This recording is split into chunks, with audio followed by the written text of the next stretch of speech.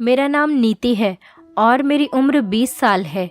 मेरी माँ हमेशा मेरी सास को कोसती रहती, कहती कि मेरी फूल जैसी बेटी का क्या हाल कर दिया, देखना तेरी सास का क्या होगा। मुझे अपनी माँ की बातों पर बहुत गुस्सा आता था, क्योंकि मेरी सास बहुत अच्छी औरत थी। उन्होंने मेरी ज़िंदगी स्वर्ग बना दी थी। मैं तो पहले से भी ज़्यादा सुंदर हो गई थी। मेरी सास हर हफ्ते मुझे बाज़ार लेकर जाती थी और हज़ारों की मुझे शॉपिंग कराती। फिर मेरी माँ मेरी सास को बद्दुआएं क्यों देती थी। एक दिन मैं अपनी सहेली के साथ बाज़ार चली गई और उसी दुकान पर चली गई जहाँ से मेरी सास मुझे शॉपिंग करवाती थी। दुकानदार ने मुझे अकेला देखा तो रोते हुए मेरे पैर पकड़कर मुझसे माफ़ी मांगने लगा। कहने लगा, मुझे माफ़ कर दो, तुम मेरी बेटी के जैसी हो। मैंने तुम्हारे साथ जो भी किया था तुम्हारी सास के कहने पर किया था, क्योंकि वो मुझे इस काम के बहुत अच्छे पैसे दे रही थी। दुकानदार के कहने पर मैंने कमीज़ उठाकर देखा तो मेरी जान निकल गई। मेरी सास ने तो, जब मेरा रिश्ता बहुत अमीर घराने में हुआ था तो सारे ख़ानदान की लड़कियां मुझसे चिढ़ने लगी थी कि ये सब बस 4 दिन की चांदनी है, फिर अंधेरी रात। आज जब मैं नहा धोकर नीले रंग का जोड़ा पहनकर अपने गोरे गोरे हाथ में चूड़ियाँ चढ़ा रही थी तो मेरी बुआ की बेटी मुस्कान चली आई और मुझे देखकर कहने लगी, आज फिर तुम्हें तुम्हारी सास बाजार लेकर जा रही है। उसके लहजे में ऐसी चुभन थी कि मुझे हंसी आने लगी। मेरी सास मुझे बाजार लेकर जा रही है, लेकिन इसमें इतना जलने वाली क्या बात है। मेरी बात सुनकर मुस्कान मुझसे कहने लगी कि तुम्हारी सास क्यों हर हफ्ते तुम्हें शॉपिंग कराने के लिए दिल्ली के बड़े बाजार में लेकर जाती है। हमारे शहर में क्या बाजार की कमी हो गई है जो तुम्हें शॉपिंग के लिए दिल्ली जाना पड़ता है। मैं जान गई थी कि वो बहुत ज़्यादा जल रही है, इसीलिए मैं ज़ोर से हंसी और कहने लगी कि उनका पैसा है और उनकी मर्ज़ी। मेरी सास अपनी बड़ी सी गाड़ी में मुझे दिल्ली लेकर जाती थी, मुझे पूरी दिल्ली घुमाती थी और फिर महंगी महंगी शॉपिंग करवाती थी और वहाँ के सबसे महंगे रेस्टोरेंट से मुझे खाना खिलाती थी। तो मुझे भला क्या एतराज़ हो सकता है। मैं तो उनकी मोहब्बत देखकर खुश होती हूँ और प्रार्थना करती हूँ कि भगवान दूसरों की नज़र से मुझे बचाए रखे। मुस्कान मुझे देखकर बहुत जलने लगी और जैसे आई थी वैसे ही लौट गई। मैं गुनगुनाते हुए एक बार खुद को शीशे में देखने लगी। ये सूट भी मुझे मेरी सास ने दिलवाया था, जो बहुत ज़्यादा महंगा था और मुझ पर बहुत खूबसूरत लग रहा था। मैं तैयार होकर कमरे से निकली तो मेरी सास मुझे लेने के लिए आ चुकी थी। मैंने उन्हें नमस्ते किया तो वो मुझे बहुत दुआएं देने लगी। अभी तो मैं उनके घर पर भी नहीं गई थी और वो मुझसे इस कदर मोहब्बत करने लगी थी, मैं खुद हैरान रह जाती। मेरी सास कहने लगी, चलो नीति, ड्राइवर इंतज़ार कर रहा है। मैंने जब अपनी माँ की तरफ देखा तो उनके चेहरे का रंग उतरा हुआ था। उन्होंने मरी मरी आवाज़ में मुझे जाने को कह दिया और मैं अपनी सास के साथ बाहर निकल आई। कुछ देर में हम दिल्ली के बहुत बड़े बाज़ार में पहुंच चुके थे। शॉपिंग के नाम से मैं इस कदर खुश हो जाती थी कि मुझे अपनी माँ का उतरा हुआ चेहरा और बदले हुए अल्फाज भी नज़र नहीं आते थे। हमेशा की तरह इस बार भी मेरी सास ने मुझे बहुत कीमती कपड़े दिलवाए, साथ में उन्होंने मुझे ज्वेलरी भी दिलवाई। और खाना खाते हुए मेरी सास मुझसे कहने लगी, अगले दिन तुम शॉपिंग पर यही कपड़े पहन कर आना। मैं हैरानी से अपनी सास की तरफ देखने लगी कि इतने महंगे कपड़े पहनकर शॉपिंग पर आने की क्या ज़रूरत थी। मैं इन बातों को उनसे कहना नहीं चाहती थी, क्योंकि किसी अमीर घर के लोगों के अपने ही तौर तरीके होते हैं, इसीलिए जैसा वो कहती हैं मैं वैसा ही करती। वो खुद भी बहुत ज़्यादा मॉडर्न थी और बहुत अच्छे से तैयार होकर ही शॉपिंग के लिए निकलती थी। शॉपिंग से फ्री होने के बाद मेरी सास मुझे दिल्ली के मशहूर रेस्टोरेंट में ले जाकर खाना खिलाया करती थी, क्योंकि उन्हें खुद भी खाना खाना बहुत पसंद था। वो खाने की और शॉपिंग करने की बहुत ज़्यादा शौकीन थी। दिल्ली के बाज़ार में बहुत ज़्यादा रश हुआ करता था।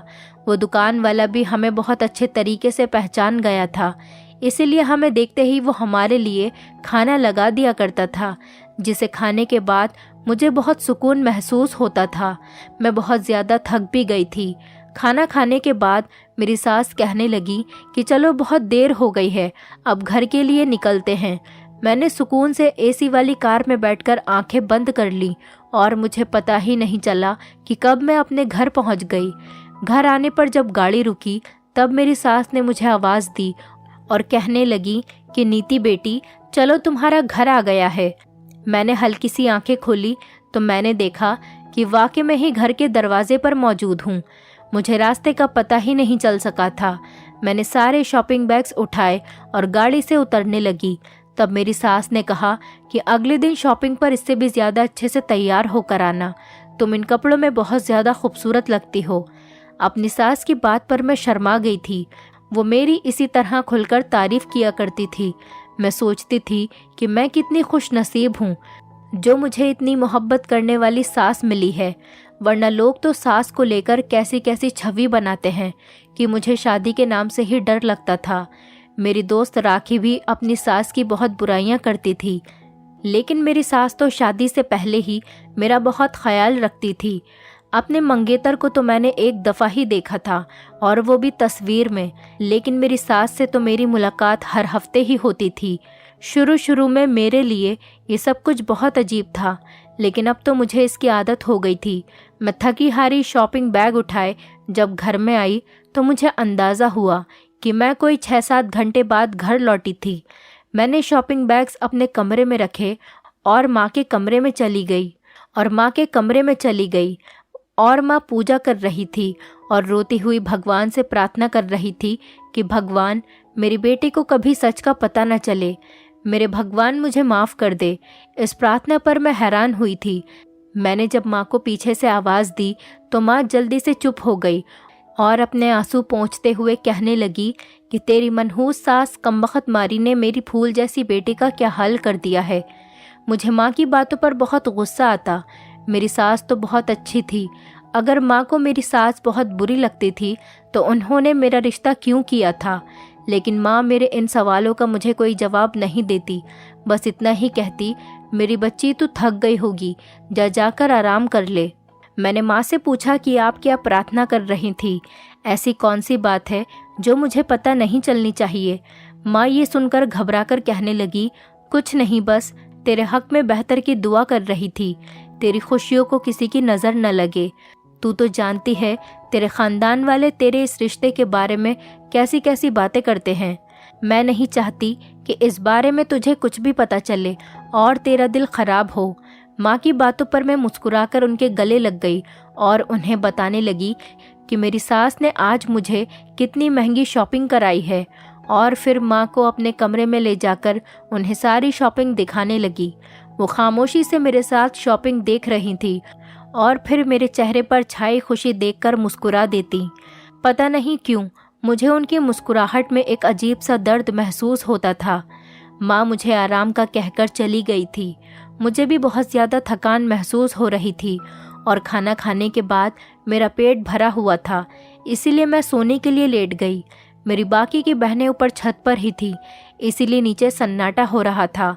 वैसे भी माँ उन्हें मेरी सास के सामने नहीं आने देती थी और ना ही मुझे अपनी शॉपिंग अपनी बहनों को दिखाने की इजाज़त थी। कि ऐसा माँ कहती थी कि कहीं ऐसा न हो कि तेरी बहनों का दिल दुखे या उन्हें एहसास हो कि उनके पास ये सब कुछ नहीं है। इसीलिए मैं अपनी बहनों को अपनी ख़रीदारी नहीं दिखाती थी, बल्कि कुछ चीज़ें उन्हीं को दे दिया करती थी जो मेरी सास ने उनके लिए दिलाई होती थी। मैं थकी हारी बिस्तर पर लेटकर अपने पति के सपने देखने लगी। मेरा मंगेतर सूरज दूसरे देश में काम करता था और वहीं पर रहता था। वो एक पढ़ा लिखा सुंदर लड़का था। उसे कोई भी लड़की आसानी से मिल जाती, लेकिन शायद भगवान ने उसे मेरे ही नसीब में लिखा था। मेरा रिश्ता एक बंगले वाली औरत ने करवाया था जहां मेरी माँ काम करती थी और मैंने अपने मंगेतर की सिर्फ तस्वीर ही देख रखी थी। शुरू में मैं बहुत परेशान थी कि मेरी माँ ने बहुत ज़्यादा अमीर लोगों में मेरा रिश्ता तय कर दिया है। पता नहीं वो कैसे लोग होंगे, लेकिन जब मेरी पहली मुलाकात अपनी सास से हुई तो उनका मिजाज और मोहब्बत भरा रवैया देखकर मैं बहुत हैरान रह गई थी। हमारे घर के हालात बिल्कुल भी अच्छे नहीं थे, क्योंकि पापा के देहांत के बाद मेरी माँ लोगों के घर काम करके घर का गुजारा करती थी और हम 4 बहनें थीं। मैं ही सबसे बड़ी थी। माँ जैसे तैसे हमारा पेट पाल रही थी। मेरे लिए कोई अच्छा रिश्ता मुमकिन ही नहीं था।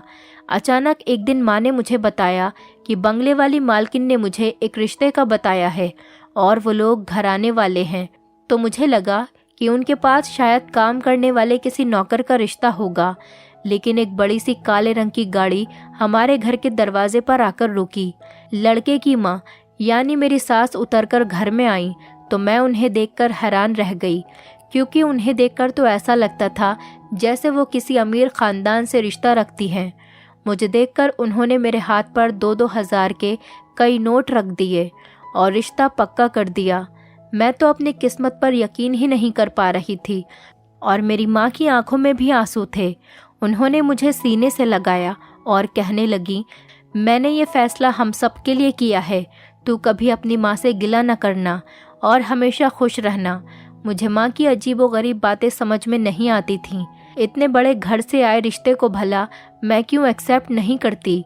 और फिर सूरज की फ़ोटो देखकर मैं अपना दिल ही हार बैठी थी।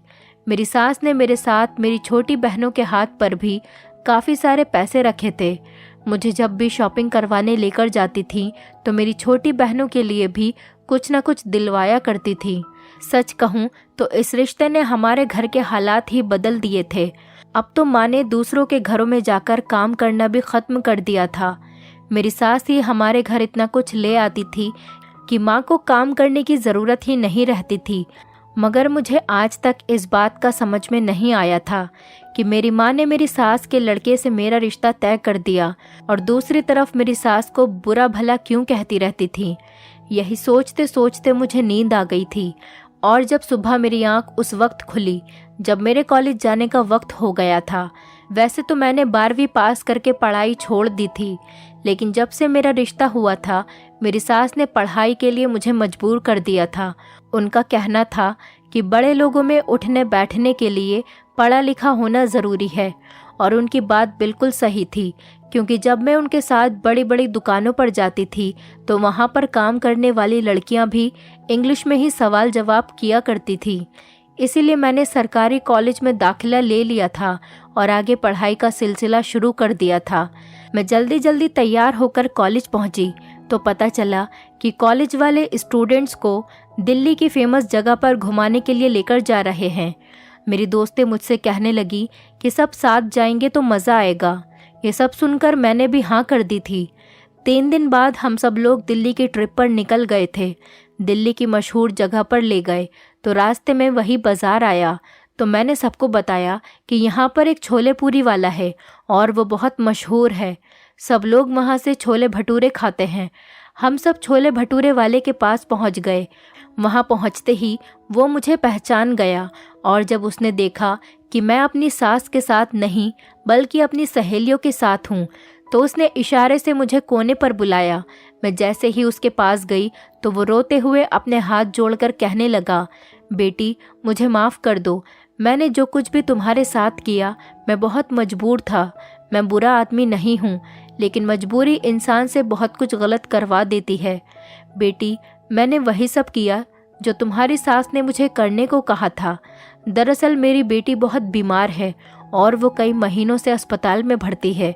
मुझे बहुत सारे पैसों की ज़रूरत थी और तुम्हारी सास ने मुझे इसी काम के लिए बहुत ज़्यादा पैसे दिए थे। मैंने तुम्हारे साथ बहुत घटिया हरकत की थी। मैंने एक दफ़ा भी ये नहीं सोचा कि तुम भी किसी की बेटी हो।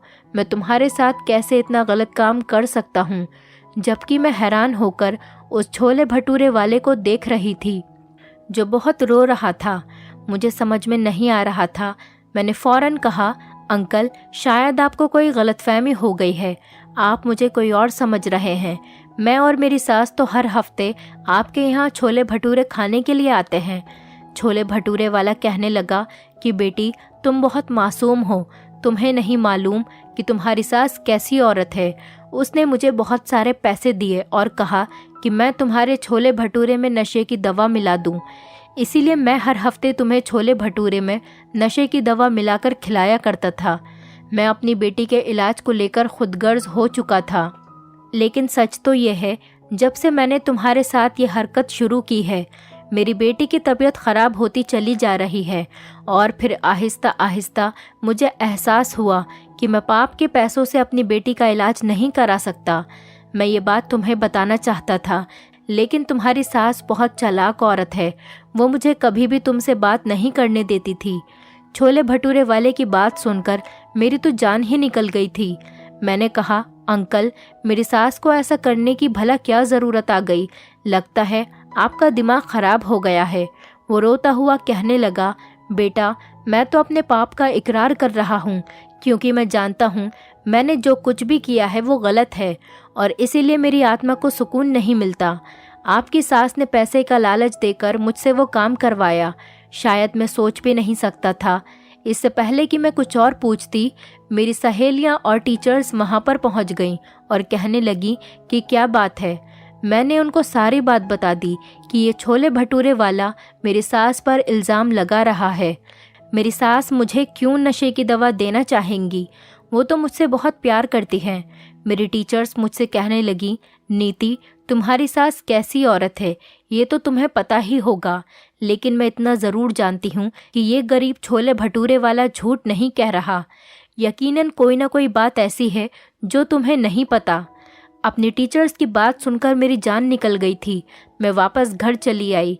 मेरी माँ भगवान के सामने खड़ी आंसू बहा रही थी और भगवान से माफ़ी मांग रही थी और मेरी सास को आज भी बुरा भला कह रही थी। मैं फ़ौरन माँ के पास ही बैठ गई और कहने लगी, माँ, मुझे सच बताओ कि तुम हमेशा ये किस तरीके की दुआएं करती रहती हो, और तुमने अगर आज सच नहीं बताया तो मैं अपनी जान ले लूँगी। मेरी बात सुनकर माँ के होश ही उड़ गए और कहने लगी, नीति, कैसी बातें कर रही हो? मैंने रोते हुए माँ को सारी बात बताई और माँ के चेहरे का रंग उतर गया और कहने लगी कि मैंने सारी ज़िंदगी तुझे और तेरी बहनों को मेहनत से कमाकर ही खिलाया है और बड़ा किया है, लेकिन बढ़ती उम्र के साथ मुझ में काम करने की ताकत नहीं रही। तभी मेरी मालकिन ने कहा कि हर हफ्ते मैं तुझे एक दिन के लिए दिल्ली भेजा करूं, तो बदले में मुझे इतने पैसे मिल जाएंगे कि मेरे घर का पूरा खर्चा पूरा हो जाएगा। मालकिन की बात सुनकर मैं लालच में आ गई थी, मगर मुझे ये मालूम नहीं था कि तुझे दिल्ली भेजने के लिए तेरे रिश्ते का ड्रामा करना पड़ेगा। तेरा किसी सूरज से कोई रिश्ता नहीं हुआ, बल्कि जो फ़ोटो तुझे दिखाई गई थी वो पता नहीं किसकी है। तेरा तेरी सास से कोई रिश्ता नहीं। दरअसल तेरी सास खूबसूरत और जवान लड़कियों से गलत काम करवाती है। जिस बंगले में मैं काम करती थी वो तेरी सास की दोस्त है और उन्होंने तुझे देखा था, इसीलिए उन्होंने रिश्ते के नाम पर रिश्ता हमारे घर भिजवा दिया। तेरी खूबसूरती देखकर वो औरत मुंह मांगे दाम देने को तैयार हो गई। मैं सोचने लगी थी कि तुझे कुर्बान करके बाकी बेटियों का फ्यूचर सही हो जाएगा, लेकिन तू हर हफ्ते जब पैसे लेकर घर आती है मेरा दिल कटने लगता है और मुझे एहसास होता है मैंने अपनी सगी बेटी के साथ कितना गलत काम किया है। एक दिन मैंने मालकिन से ये सब ख़त्म करने को कहा। वो कहने लगी, अब कुछ नहीं हो सकता। ज़्यादा होशियारी की तो मैं सारी हकीकत तेरी बेटी को बता दूंगी कि तेरी माँ ने खुद तुझे बेचा है, इसलिए मैं हर वक्त उस औरत को बद्दुआएं देती। मुझे डर था कि जिस दिन तुझे सब कुछ पता चलेगा तू मुझसे नफ़रत करने लगेगी, इसीलिए मैं भगवान से दुआ मांगती कि तुझे कभी भी सच का पता ना चले। वो औरत जो तेरी सास बनी बैठी है तुझे दिल्ली ले जाती है, पहले शॉपिंग करवाती है और फिर छोले भटूरे वाले से तुझे नशे की दवा मिलवाकर तुझे खिला देती है। गाड़ी में बैठकर तुझे गहरी नींद आ जाती है। फिर वो तुझे एक होटल में ले जाकर कुछ घंटों के लिए तेरा सौदा कर देती है। कितनी खूबसूरत है कि बेहोशी की हालत में भी लोग तुझे खरीद लेते हैं। आज तक जो कुछ भी हुआ उसमें तेरी माँ का भी इतना ही कसूर है जितना उस औरत का है। छोले भटूरे वाले ने तो अपनी बेटी के इलाज के लिए जो किया मजबूरी में किया, लेकिन मैंने ये सोचकर तेरी इज्जत दांव पर लगा दी कि इस तरह हमारे घर के हालात बदल जाएंगे, बल्कि मेरी और बेटियों का फ्यूचर भी संवर जाएगा। 3 बेटियों की खुशियों की खातिर मैंने तेरी खुशियाँ और तेरी जवानी को कुर्बान कर दिया। माँ का सच मेरे ऊपर किसी कयामत की तरह गुजरा था। मैं सोच भी नहीं सकती थी कि मेरी माँ मेरे साथ इतना गलत कर सकती है। मुझे राखी की बात याद आई थी कि ये सब कुछ 4 दिन की चांदनी है और फिर अंधेरी रात। सच में उसकी बात पूरी हो ही गई थी।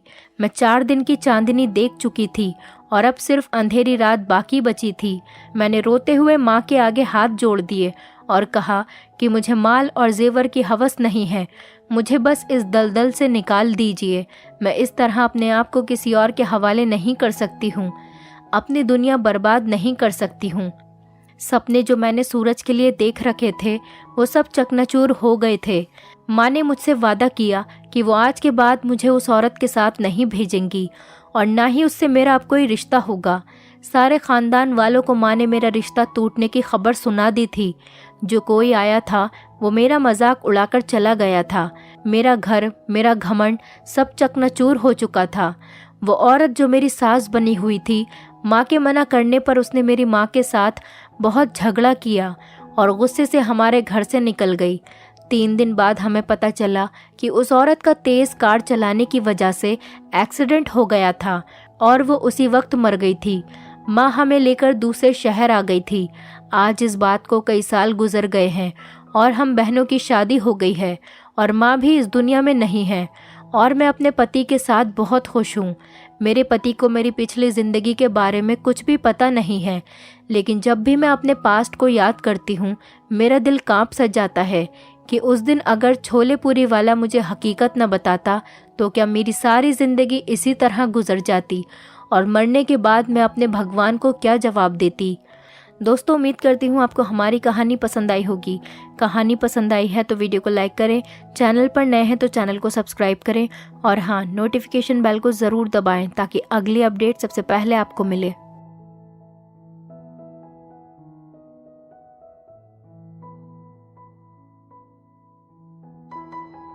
रिश्ते चाहे सगे हों या सौतेले, अगर निभाने की चाहत हो तो इंसान खुशी खुशी हर रिश्ता निभा सकता है। मेरा बेटा बीमार था, मेरे पास उसकी दवाई के पैसे तक नहीं थे। मैंने बड़ी मुश्किल से किसी से 1000 रुपये उधार लिए।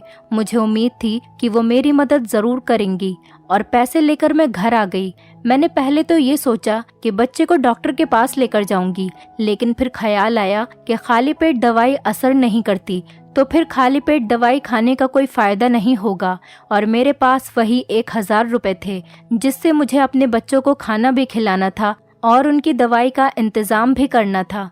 पहले बच्चों के खाने का सोचकर मैं बाजार गई, सब्जी वाले से सब्जी खरीदी।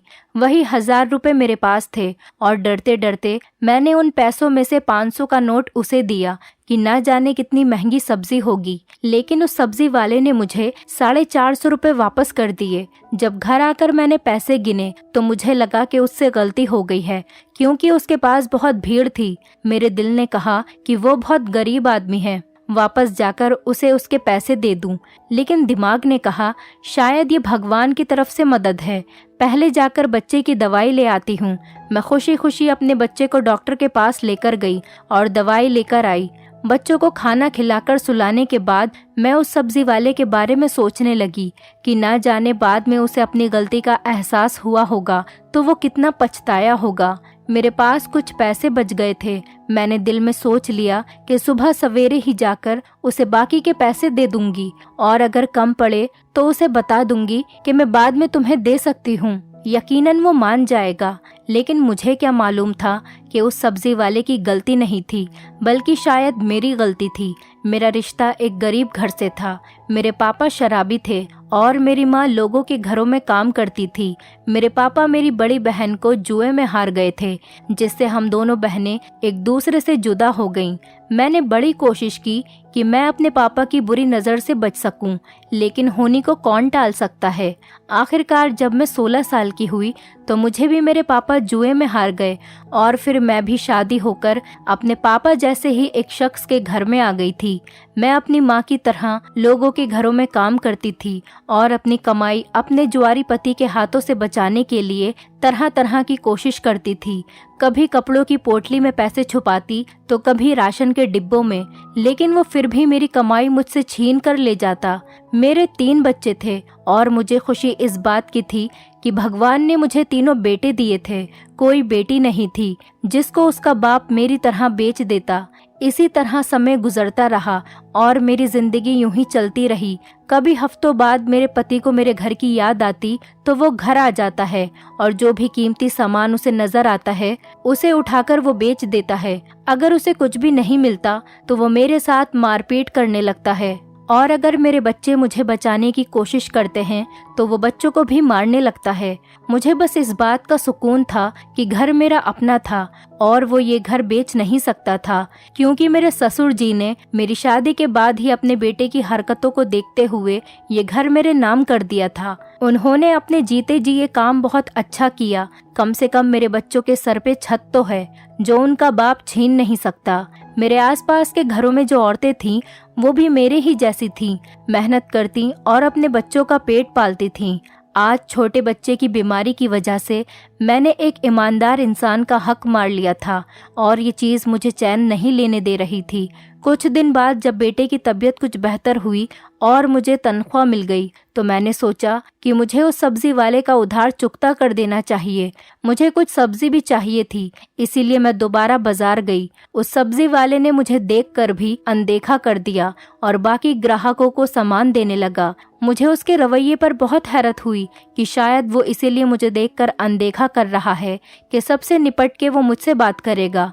खैर, मुझे तो उसके पिछले पैसे भी देने थे, लेकिन मैं पैसे देने की वजह से ही उसी सब्जी वाले के पास आई थी, इसीलिए मैं चुपचाप खड़ी रही। सबसे निबटकर वो मेरी तरफ देखकर बोला कि क्या चाहिए। मैंने उसे बताया कि आपने पिछली बार मुझे ज्यादा पैसे वापस कर दिए थे, लेकिन उसने मेरी बात को अनसुना कर दिया और पूछने लगा कि अभी क्या चाहिए। मैंने काफ़ी सब्जियां उसे बता दी और वो तोलने लगा। फिर सब्जियां तोलने के बाद मैंने उससे पूछा कि कितने पैसे हुए। वो मेरे चेहरे की तरफ देखने लग गया और जो उसने मुझसे कहा उसे सुनकर मुझे झटका सा लगा कि उसने मुझसे सिर्फ 50 रुपए मांगे थे। मुझे लगा कि उससे गलती हुई है, इसीलिए मैंने 500 का नोट निकालकर उसे दिया, लेकिन उसने 50 रुपए ही काट कर बाकी के 450 रुपए वापस दे दिए। और जब मैंने उससे कहा कि सब्जी तो बहुत महंगी है तो उसने मेरी बात काटकर दूसरे ग्राहक की तरफ लग गया। मैं हैरान होकर घर वापस आ गई और फिर ये रोज का हो गया। मैं जब भी उस सब्जी वाले की दुकान पर जाती, मैं जितने रुपए की भी सब्जी लेती वो मुझसे केवल 50 रुपए ही लेता था। कभी कभार तो सब्जी 200 से 300 रुपए तक की भी होती थी, लेकिन वो मुझसे 50 रुपए से ज्यादा नहीं लेता था और हमेशा इंतजार करता कि सारे ग्राहक हट जाएं, या पहले वो मुझे सब्जी दे देता कि मुझे सब्जी देने के बाद सबको सब्जी देगा, ताकि किसी को मालूम न हो सके कि इतनी सारी सब्जी वो मुझे केवल 50 रुपए में दे रहा है। शुरू में तो मुझे ये बात बहुत अजीब लगती थी। जब सब्जी के पैसों की बचत से मेरे घर की बहुत सी जरूरतें पूरी होना शुरू हो गईं, तो मैंने भी हमेशा सब्जी लेने के लिए उसी की दुकान पर जाना शुरू कर दिया। कम से कम 3 महीने हो चुके थे। मैं रोजाना सब्जी लेने जाऊं या हफ्ते में एक बार जाऊं, मैं जब भी जाती वो मुझसे 50 रुपए ही लेता था और अच्छी वाली सब्जी निकाल कर दे देता। मैंने अपने आसपास मौजूद किसी को भी इस बारे में नहीं बताया था, क्योंकि वो किसी को भी ये सब्जी कम पैसों में नहीं देता था और मैं कोशिश करती कि बार बार उसके पास न जाऊं। लेकिन उसके सब्जी के बचे हुए पैसों से मैंने अपनी बहुत सी ज़रूरत पूरी करना शुरू कर दी थी और मैंने अपने एक बेटे को सरकारी स्कूल में भी पढ़ने के लिए डाल दिया था। इसलिए मुझे इससे ही सब्जी लेनी पड़ती, क्योंकि किसी और दुकान से लेने में मुझे सारे पैसे देने पड़ते जो कि मैं नहीं दे सकती थी। मैं हमेशा ये सोच कर जाती कि इससे ज़रूर पूछूंगी कि 50 रुपए का क्या मामला है और वो मुझे ये सब्जी इतने कम पैसों में क्यों देता है। लेकिन उसके लिए जरूरी था कि उसकी दुकान पर कोई ग्राहक न हो। लेकिन जब भी मैं जाती उसकी दुकान पर ग्राहक होते थे। कभी मेरे सब्जी खरीदने के दौरान आ जाते तो कभी पहले से ही मौजूद होते थे। मुझे इससे बात करने का मौका नहीं मिलता था। इस सारे मामले में उसका कोई गलत मकसद होता तो मैं एक औरत थी, मुझे अंदाजा हो जाता उसकी गलत नियत का। लेकिन उसका ऐसा कोई इरादा नहीं था, क्योंकि वो मुझे नज़र उठाकर भी नहीं देखता था, बल्कि वो किसी औरत को नज़र भरकर भी नहीं देखता था। और ये बात उसकी शराफत की दलील थी। सवाल ये था कि अगर वो मेरी गरीबी की वजह से तरस खाकर मेरी मदद करना चाहता है तो ऐसे तो बहुत लोग थे जिनको मदद की ज़रूरत थी, कि लोग तो ऐसे भी थे जो 2-3 दिन तक भूखे रहते थे, तो वो उन लोगों की मदद क्यों नहीं करता, मेरी मदद क्यों करता है। ये बात मुझे सोचने पर मजबूर करती थी और मेरे हर सवाल का सिर्फ सब्जी वाले के पास ही जवाब था। लेकिन मुझे उससे बात करने का मौका नहीं मिल रहा था, एक दिन जिस घर में मैं काम करती थी वहाँ पर कोई बहुत बड़ी दावत थी। मालकिन ने मुझे कहा कि मैं बाजार से सब्जी ले आऊं और राम सिंह की मदद करूं। मेरे कदम खुद ब खुद उस दुकान की तरफ बढ़ने लगे। मैंने सोच लिया कि आज तो अच्छी खासी सब्जी चाहिए जो कम से कम भी 2-3 हजार रुपए की होगी। आज सब्जी वाला क्या करेगा। मैंने सारी सब्जी जब तुलवाई तो मुझे उसके चेहरे पर हैरत नजर आई, लेकिन फिर उसने खामोशी से सब्जी तोलना शुरू कर दी और जब पैसों की बारी आई तो मैंने उसके हाथ में 5,000 रुपए दे दिए जो मुझे मालकिन ने दिए थे। लेकिन हमेशा की तरह जब उसने इन 5,000 में से भी 50 रुपए काट कर बाकी रकम मुझे वापस करने लगा तो मैंने उससे कहा कि मैं ये सब्जी अपनी मालकिन के लिए लेकर जा रही हूँ। उसके हैरान चेहरे पर मुस्कुराहट आ गई और उसने सारी सब्जी के पैसे काटकर 2,000 रुपए मुझे वापस कर दिए। तो मुझे यकीन हो गया कि वो सिर्फ मुझे ही सब्जी कम पैसों में देता है। उसकी दुकान पर उस समय भी कुछ ग्राहक मौजूद थे, इसीलिए मैं उससे सवाल न कर सकी। उस दिन तो मैं सारा दिन दावत में लगी रही और उससे अगले 2 दिन तक मुझे टाइम नहीं मिल पाया कि मैं सब्जी वाले की दुकान तक जाऊं। कुछ दिनों के बाद जब मैं उसकी दुकान पर गई तो उसके साथ एक लड़का भी मौजूद था और वो वहां पर काम कर रहा था। हमेशा की तरह उसने मुझे 50 रुपए में सब्जी दी, लेकिन उस लड़के की वजह से मैं कोई सवाल नहीं कर सकी। कुछ दिनों बाद मैं दोबारा दुकान पर गई तो वही लड़का था, वो खुद दुकान पर मौजूद नहीं था। मैं कम पैसों में सब्जी लेने की आदी हो चुकी थी। मुझे हैरत हुई जब लड़के ने भी मुझे सारी सब्जियां 50 रुपए में ही दे दी। मैंने जब उस लड़के से सवाल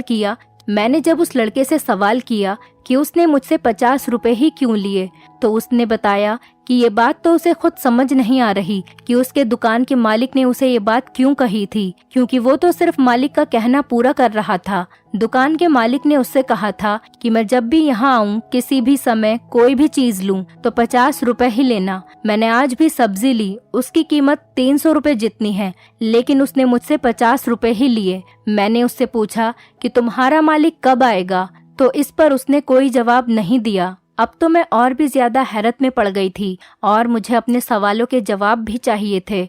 अब तो मुझे ये बात नामुमकिन सी लगने लगी, और क्योंकि अब अक्सर दुकान पर वो लड़का हुआ करता था और वो सब्जी वाला खुद नहीं होता था। सब्जी तो मुझे वैसी ही मिल रही थी और अच्छी ही मिल रही थी, लेकिन मुझे मेरे सवालों के जवाब नहीं मिल रहे थे। उन दिनों ये हुआ था कि मेरे दोनों बड़े बेटे स्कूल जाना शुरू हो गए थे और मुझे अच्छे भविष्य की उम्मीद नजर आ रही थी, और ये सब उस कम कीमत सब्जी की वजह से ही मुमकिन हुआ था, क्योंकि उससे पहले तो मैं सिर्फ बच्चों के 2 वक्त की रोटी पूरी करने के लिए सोचती रहती थी। लेकिन जब मेरे पास बचत के कुछ पैसे आना शुरू हुए तो मैंने उनकी पढ़ाई के लिए भी सोचना शुरू कर दिया था। अब मुझे कुछ उम्मीद नजर आ रही थी कि मेरे बच्चे पढ़ लिख कर किसी मुकाम पर पहुंच जाएंगे और शायद मेरी जिल्लत भरी जिंदगी अब खत्म हो जाएगी। जब ये सिलसिला चल पड़ा तो मैं ज्यादा पढ़ी लिखी तो नहीं थी, लेकिन हिंदी किसी हद तक पढ़ लेती थी।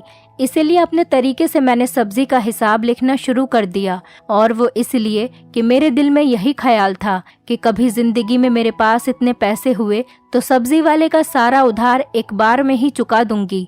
सब्जी वाले का ये राज मैंने अपने बच्चों को भी नहीं बताया था, क्योंकि बच्चे बात करते हुए अगर अपने दोस्तों से कह देते तो मेरे लिए मुश्किलें खड़ी हो जाती, क्योंकि सबसे पहली बात मेरे किरदार पर आ जाती, और मैं गरीब जरूर थी लेकिन बद किरदार नहीं थी।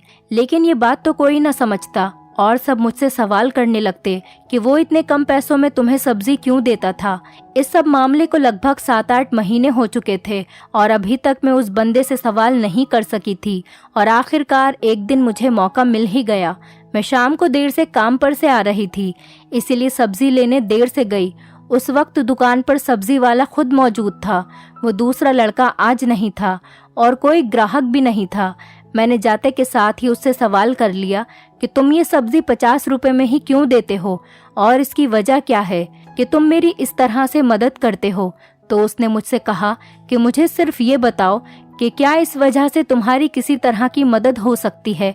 तो मैंने उसे बताया कि मैंने अपने दोनों बच्चों का स्कूल में एडमिशन करा दिया है और घर की बहुत सी छोटी मोटी चीजें मैंने ले ली हैं जो पति की नजर से बचाकर रखी हैं। उसने कहा कि मैं यही चाहता था कि तुम्हारी मदद हो जाए।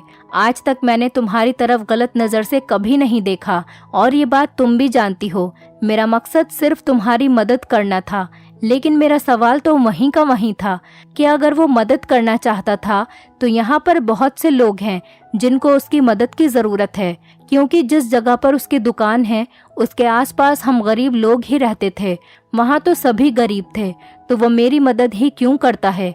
जब मैंने ये सवाल उससे किया तो वो घबरा गया और रोकर कहने लगा कि आपके सवाल का जवाब तो मेरे पास है, लेकिन मैं देना नहीं चाहता।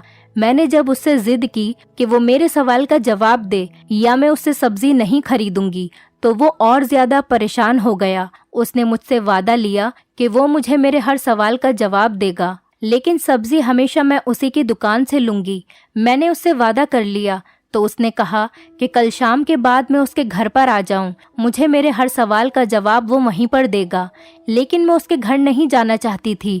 उसने जल्दी जल्दी मुझे अपने घर का पता बताया और मैं उसके घर आने से इनकार करने ही वाली थी कि मुझे सारे सवालों का जवाब इधर ही दे दे। लेकिन उस वक्त दुकान पर एक और आदमी आ गया और मुझे खामोश होना पड़ा।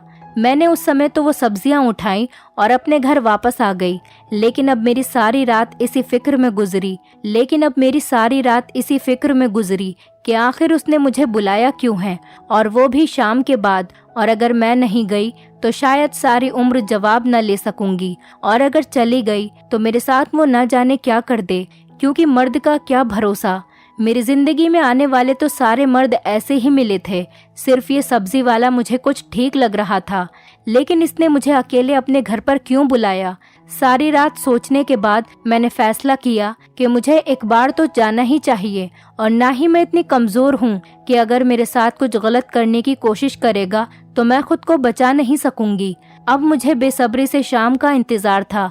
मैं जल्दी काम से वापस आ गई और छोटे बेटे को अपने दोनों बेटों के पास छोड़कर और उनको सख्ती से समझाकर कि घर से बाहर मत जाना, मैं थोड़ी देर में आ जाऊंगी, एक जरूरी काम से जा रही हूँ।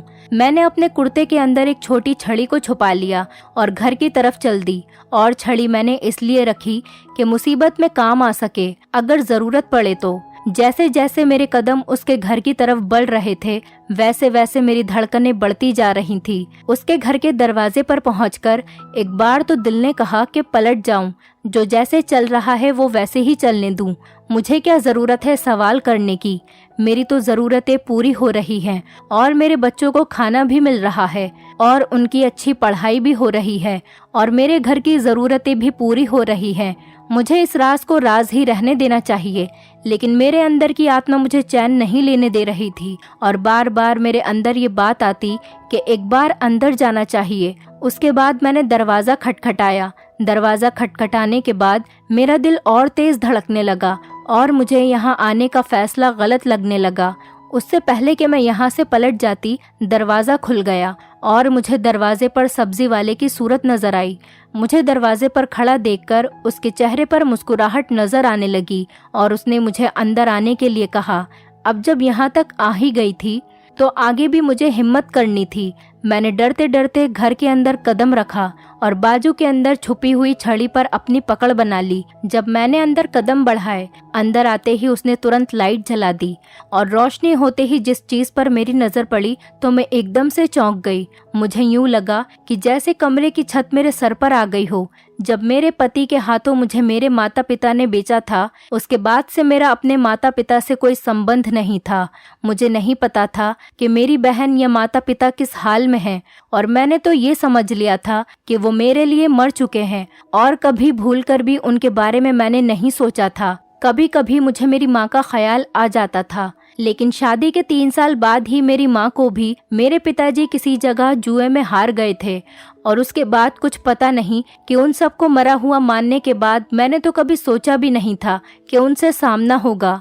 स्टोर के बिस्तर पर मुझे अपने पिताजी लेटे हुए नजर आए और मुझे उन्हें देखकर और ज्यादा नफरत का एहसास हुआ कि हम लोग जिस हाल में भी हैं सिर्फ उसी आदमी की वजह से हैं।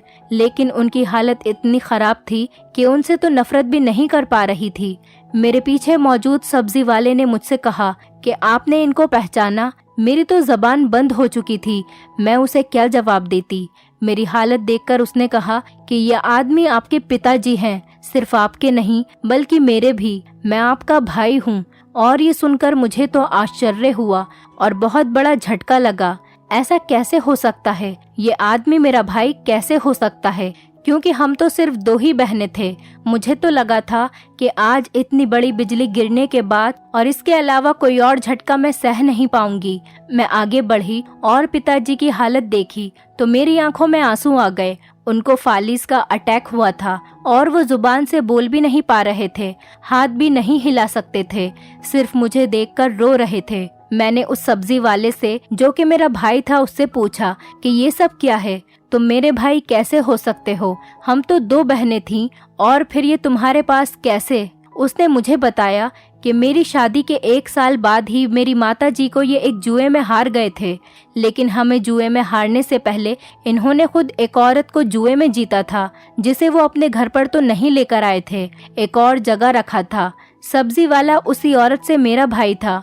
उसको जन्म देते हुए वो औरत मर गई और भगवान का करिश्मा तो देखो, जिसकी वो बहन थी और उसी के हाथों मेरे माताजी का दोबारा विवाह हुआ। मेरी माँ ने ही उसकी परवरिश की है और उसे अच्छे बुरे की समझ दी है। जब वो कुछ समझदार हुआ तो उन्होंने उसको सारी बात बताई ताकि ये भी अपने पिता की सूरत पर ना जाए। और 3 साल पहले ही हमारी माँ का देहांत हो चुका है और जब ये कुछ बड़ा हुआ तो उसने अपनी बहन की जानकारी लेने की कोशिश की। पता चला कि वो तो शादी के बाद ही बच्चे को जन्म देते हुए मर गई और उसके साथ उसका बच्चा भी मर गया था। अब इस दुनिया में उसके रिश्तेदार थे, एक बहन और एक पिता। उसने हम दोनों के बारे में जानकारी हासिल करने की कोशिश की और उसके साथ ही पढ़ाई ना करने की वजह से वो कोई नौकरी भी नहीं कर सकता था, इसीलिए सब्जी का ठेला लगाना शुरू कर दिया। वो मेहनत से दिल लगाकर काम करता था और उसकी इज्जत भी बहुत थी समाज में। एक दिन उसको पिताजी मिले और जिस हालत में वो उसे मिले उस पर उसे तरस आ गया और वो उन्हें अपने घर ले आया। और अब वो पिताजी की देखभाल के लिए ही उसने दुकान पर लड़का रखा हुआ था, क्योंकि वो पिताजी के पास घर पर खुद ही रुकता था, क्योंकि पिताजी से बोला भी नहीं जा सकता और ना ही कुछ खा सकते थे। और मेरे बारे में उसने जानकारी हासिल की। मेरे बारे में जानकर उन्हें बहुत दुख हुआ, इसलिए अपने हिसाब से मेरी पूरी मदद करने की कोशिश की और वो 50 रुपए भी इसीलिए ले लेता था कि मेरी खुददारी को चोट न पहुंचे। अगर वो मुझे फ्री में सब्जी देता तो शायद मैं अगले दिन उसकी दुकान पर नहीं जाती, क्योंकि शुरू में मैं ये सोचती थी कि वो गलती से उसे ज़्यादा पैसे वापस कर रहा है। लेकिन जब उन पैसों से मेरे घर की ज़रूरत पूरी होना शुरू हुई तो मैं खुद ही उसकी दुकान की तरफ जाने लगी और वो जानबूझकर मेरे किसी सवाल का जवाब नहीं देता था और ये गरीब भाई की अपनी गरीब बहन के लिए मदद की कोशिश थी। ये सब सुनकर मेरी आंखों में आंसू छलक पड़े और मैंने भगवान का धन्यवाद किया कि भगवान ने मुझे अगर पति और पिता की सूरत में अच्छे इंसान नहीं दिए तो भाई की सूरत में एक अच्छा इंसान दे दिया। और दिल ही दिल में सोच रही थी कि मैं अपने तीनों बेटों को सही रास्ते पे चलाऊंगी, पढ़ाई के साथ साथ उनकी परवरिश भी अच्छी करूंगी। इससे पहले मैंने उनकी परवरिश पर कभी ज़्यादा ध्यान नहीं दिया था और उसके साथ ही मैंने खुले दिल से अपने पिताजी को माफ़ कर दिया, क्योंकि उन्होंने जो हमारे साथ किया था उसकी सज़ा उन्हें ज़िंदगी में ही मिल चुकी थी और नर्क में भगवान उनसे हिसाब लेगा। और अपनी माँ की तरफ से भी मैंने उस आदमी को माफ़ कर दिया और अपने भाई से वादा किया कि मैं उसके घर आती जाती रहूंगी और इस पिताजी का ध्यान रखूंगी। जब मेरे पति के बारे में मेरे भाई ने बताया कि उसको बड़ी मुश्किल से कुछ लोगों के जरिए उसने शराब छोड़ने वाले विभाग में एडमिट करा दिया है और वो जल्द ही एक अच्छे इंसान की सूरत में आपके सामने आएगा, तो मुझे लफ्ज़ ही नहीं मिल रहे थे जिनके ज़रिए मैं अपने भाई का धन्यवाद कर सकूं, जो मेरी माँ का बेटा भी नहीं था, लेकिन सिर्फ माँ की परवरिश का हक अदा करने के लिए अपनी तरफ से मेरी पूरी मदद करने की कोशिश कर रहा था। सच कहते हैं कि परवरिश का असर बहुत होता है। उसकी रगों में खून तो मेरे पिताजी का था, लेकिन परवरिश मेरी माँ की थी जो खून पर भारी पड़ गई। दोस्तों, उम्मीद करती हूँ आपको हमारी कहानी पसंद आई होगी। कहानी पसंद आई है तो वीडियो को लाइक करें, चैनल पर नए हैं तो चैनल को सब्सक्राइब करें और हाँ, नोटिफिकेशन बेल को जरूर दबाएं ताकि अगली अपडेट सबसे पहले आपको मिले।